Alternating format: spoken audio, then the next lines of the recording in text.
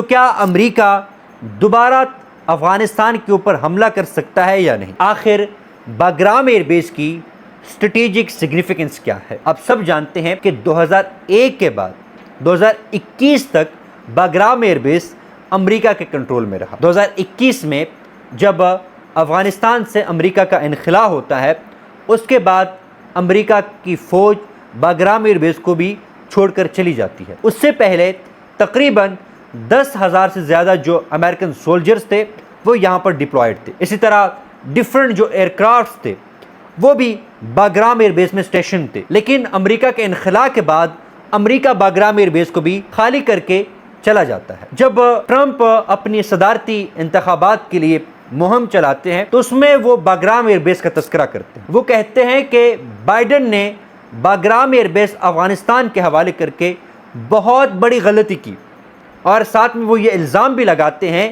کہ چین نے اب باگرام ایئر بیس کا کنٹرول سنبھالا ہوا ہے اور وہ چین سے واپس باگرام ایئر بیس کو حاصل کریں گے۔ چین نے پھر اس بات کی تردید بھی کی۔ بہرحال ڈونلڈ ٹرمپ جب انتخابات جیتتے ہیں اینڈ کچھ عرصہ گزرنے کے بعد ریسنٹلی وہ یہ بیان دوبارہ جاری کرتے ہیں کہ امریکہ باگرام ایئر بیس کو دوبارہ حاصل کرے گا، اور وہ طالبان سے ڈیمانڈ کرتے ہیں کہ ہمیں باگرام ایئر بیس واپس دیا جائے۔ اگر آپ لوگ ہمیں باگرام ایئر بیس واپس نہیں دیں گے then bad things will happen to you، بہت برا ہونے والا ہے آپ کے ساتھ۔